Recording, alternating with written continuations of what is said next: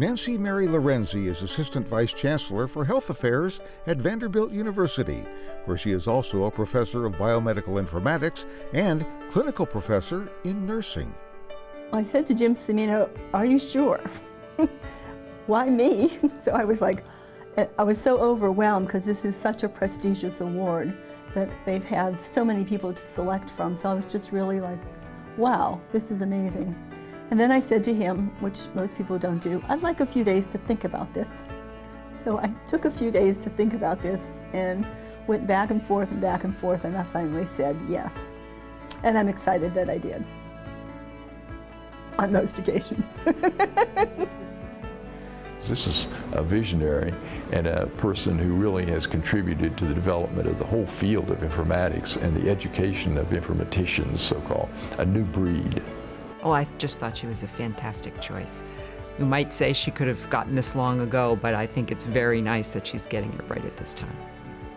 I was just thrilled. I thought no choice could have been better.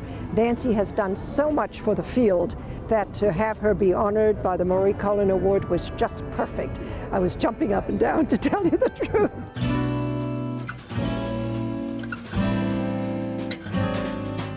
I know everybody says this, but I have a wonderful family. So I come from small town, rural Pennsylvania. Actually, I was born at home, breech baby. And my grandmother was the midwife as part of all of this. So from there, that closeness for family in a rural community. So I knew all my aunts and my uncles and my mother, my father, just everybody was so close. Nancy was 9 before the family expanded to include her brother and sister. So she spent much of her younger years in blissful solitude. I had a dog that was my constant companion, and I actually dressed the dog up in little clothes and had my own little rooms where I would play with the books and things, my own little playrooms. So it was just really a nice, nurturing environment. Those early years also produced a bond with her father that would serve her well the rest of her life. My father wanted a son, so I had an erector set. I had a train set. I had a football. I could outrun any boy in the neighborhood. So I think it was my father that really was the person who just kept encouraging that you could do all this no matter what it was.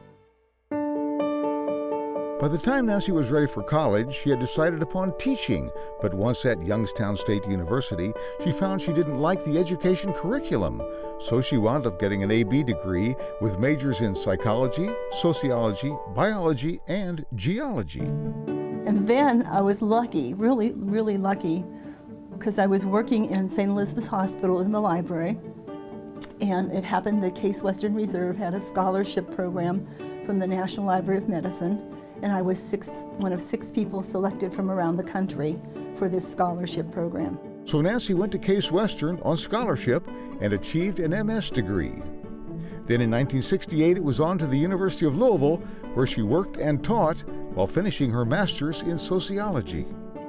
And that was followed in 1972 by a move to the University of Cincinnati, where once again she worked and studied, completing a doctorate in organizational behavior with major focus on the relationship between leadership and organizational growth. While she hadn't necessarily planned it that way, her 4 degrees provided a solid foundation for her life's work. Part of what makes Nancy so unique is that she represents a variety of backgrounds that are important to the informatics agenda. Whether that's library science, organizational behavior, biomedical informatics, or nursing. We even made an honorary nurse out of her at Sigma Theta Tau International. Well, you know, Nancy really was a huge star in the Medical Library Association and the medical library world, really before the American Medical Informatics Association was even formed. I come back to core basic theory on lots of things that I do. So I know the theory of small group behavior.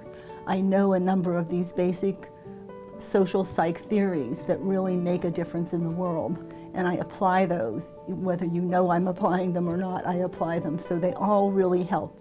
So they all combined to come together, but it was not a plan.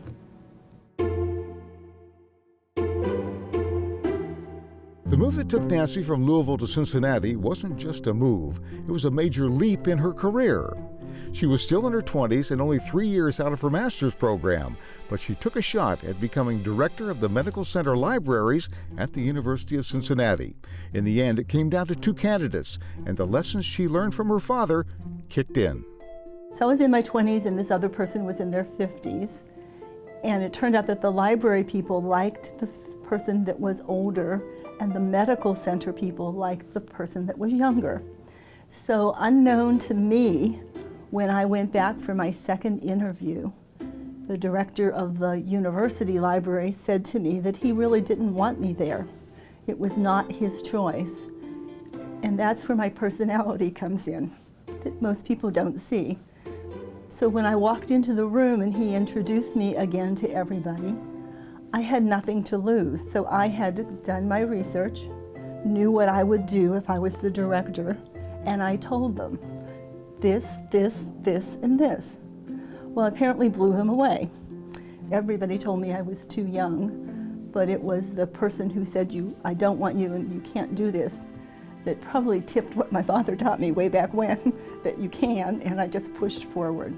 So that's how I got my job at a really, really early age. And that would be the beginning of Nancy's pioneering efforts focusing on people and organizations that has now turned into implementation sciences.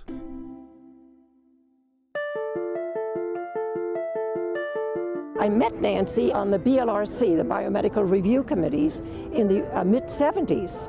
Nancy and I went on site visits together from 1975 to 1977. We had a fantastic class.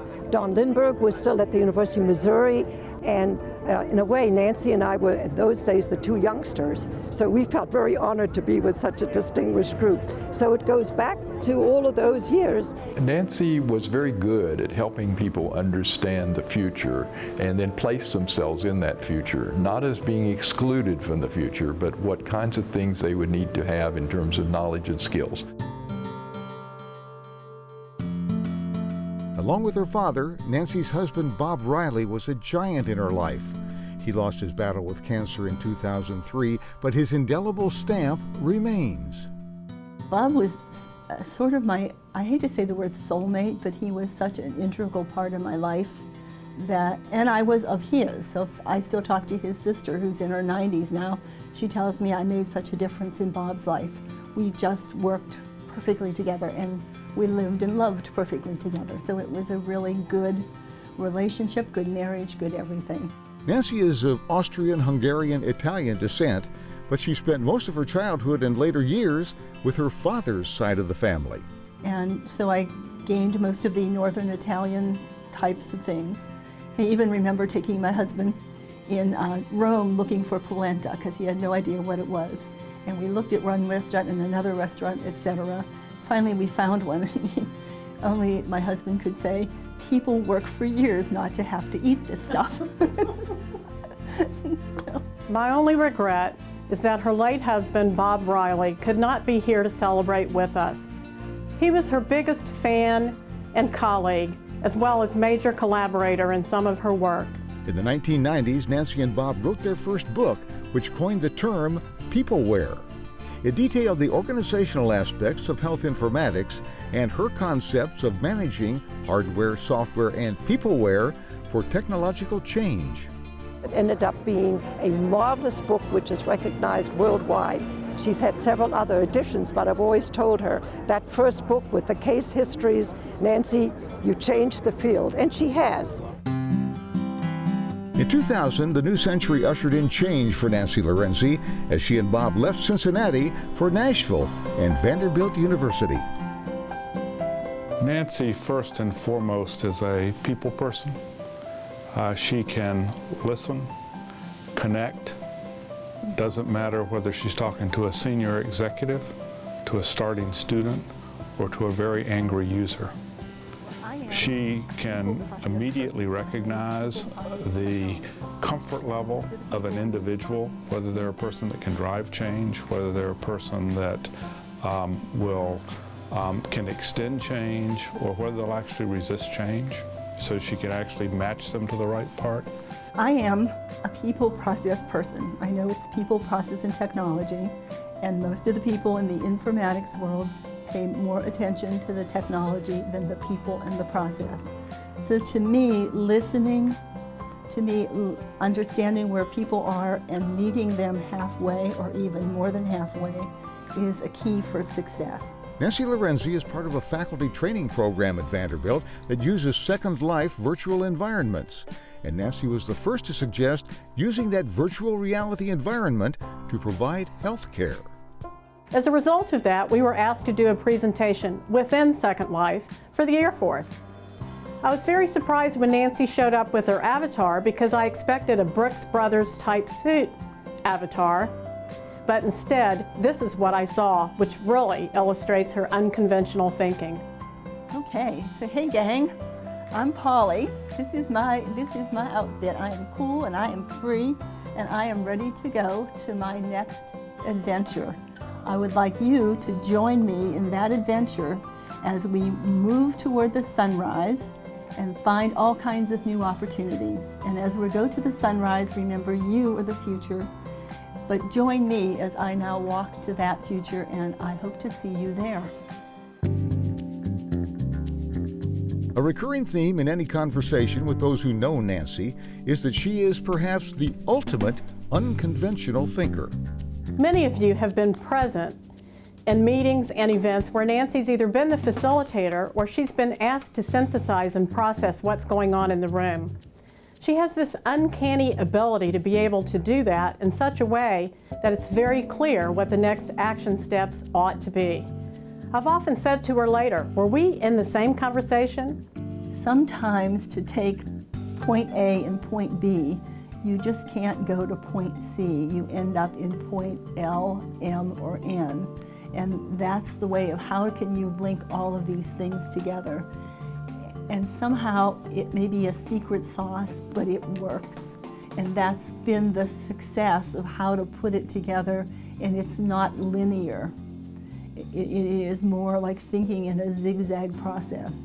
Naturally, a professional career that is crowned with the Collen Award includes numerous prestigious positions and awards along the way.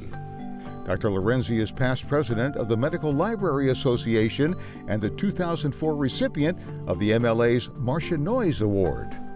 ACMI is very famous for its student paper competition. Well, Nancy won the first student paper award in the Medical Library Association.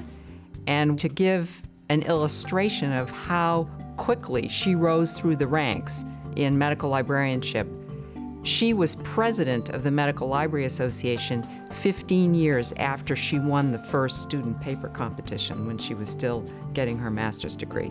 Additionally, Nancy chaired the ACMI Board of Directors in 2010 and 11.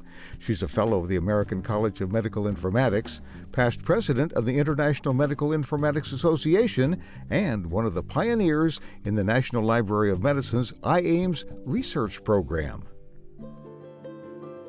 Nancy has done a huge amount for all of the professions that are engaged in medical informatics, and that she really deserves this award.